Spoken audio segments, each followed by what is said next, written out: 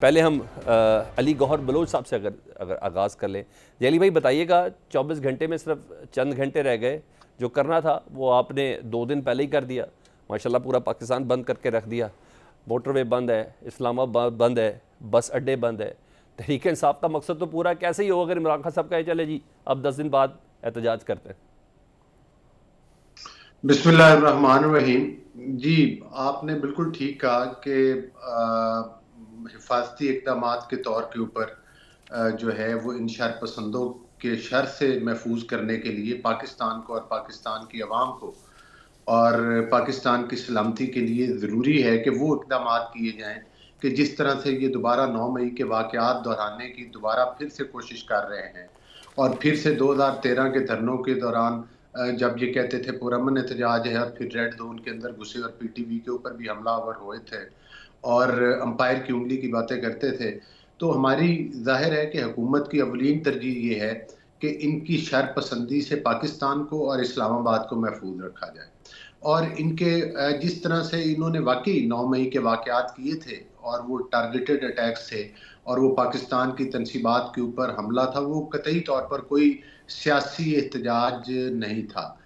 وہ ایک بالکل ایک انتشار تھا, ایک دہشت گردی اچھا تھی. علی گوہر صاحب میں نا اس پوائنٹ پہ رہنا چاہتا ہوں پلیز, میں آپ کی موجودگی کا فائدہ اٹھانا چاہتا ہوں تاکہ عوام کو پبلک کو پتہ چلے.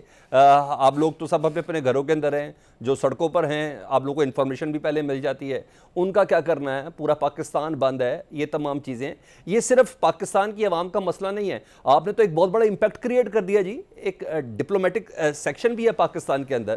آپ نے پورا اسلام آباد بند کیا ہے. پوری دنیا میں کیا پیغام جا رہا ہے؟ پوری دنیا میں احتجاج ہو تو کیا اس طرح ہوتا ہے کہ خوبصورت سی جیل بنا کے رکھ دی جاتی ہے؟ آج مجھے عمران خان آزاد نظر آ رہا ہے, آپ لوگ جیل میں نظر آ رہے ہیں. جی بالکل آپ نے کہ جب پاکستان میں اس قسم کی شر پسندی ہوگی کہ 9 مئی کے واقعات ہوں گے, اور جب اس طرح کی شر پسندی ہوگی کہ جب بھی یہ اسلام آباد میں گھسیں اور اسلام آباد کے گرین بیلٹس کو آگ لگائیں اور اسلام آباد میں توڑ پھوڑ کریں اور لاک ڈاؤن کریں, تو بالکل ان شر پسندوں سے پاکستان کو محفوظ کرنا حکومت کا فرض اولین ہے.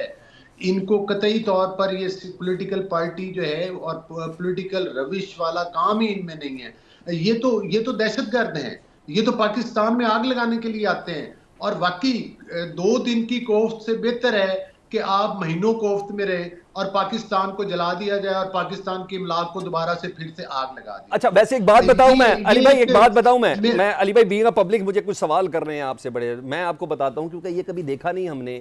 پتہ چلتا ہے آپ کے اندر گھبراہٹ ہے, ایک بہت زیادہ جھنجھلاہٹ ہے اس کال کو لے کے. کس طریقے سے یہ اچھا تو یہ ہوتا جب ساری سڑکیں کھولتے کہ دیکھو پی ٹی آئی کے احتجاج کی کال ہے, ہم نے پورا پاکستان کھول کے رکھا ہے, دیکھو ہم نے جی ٹی روڈ کھول کے رکھا ہے, دیکھو ہم نے موٹر وے کھول کے رکھا ہے, آپ نے تو دیکھو ہم نے رنگ روڈ کھول کے رکھا ہے.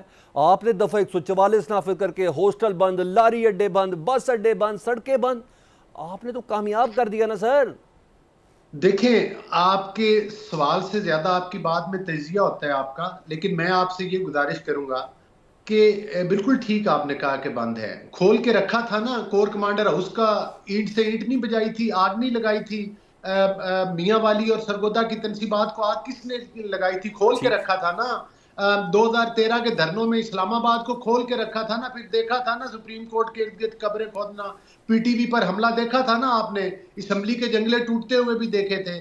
پھر بھی کھول کے رکھا تھا جب انہوں نے اسلام آباد کے گرین بیلٹس میں آگ لگائی تھی اور ریڈ زون کے اندر گھسے تھے, سپریم کورٹ کے اندر انڈر ٹیکنگ دی تھی. دیکھیں سیاسی پارٹیز بالکل احتجاج ہم نے بھی کیے, پی ڈی ایم کے فورم سے بھی کیے, پیپلز پارٹی نے ریلیاں نکالی, مولانا صاحب اسلام آباد میں آئے, جہاں جگہ دی گئی وہاں خاموشی سے آ کر بیٹھ گئے, وہاں پر تقاریر ہوتی رہی. یہ ایک مہذب احتجاج کا طریقہ ہوتا رہا, آپ اپنا موقف عوام کے سامنے دیتے رہے.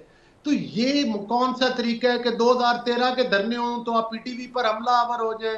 وزیر اعظم میں تمہیں کھینچ کے وزیر اعظم ہاؤس سے باہر لے کر آؤں گا.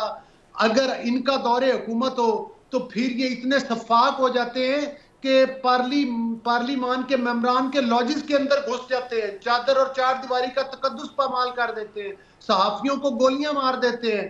ایک مذہبی سیاسی پارٹی نے جب احتجاج کیا تھا تو سیدھی گولیاں ماری تھی کہ نہیں ماری تھی؟ انہوں نے ان کے لوگ مارے تھے کہ نہیں مارے تھے؟ کس کی ماڈل ٹاؤن کی بات کر رہے ہیں آپ؟ سانحہ ماڈل ٹاؤن کی بات کر رہے ہیں سر؟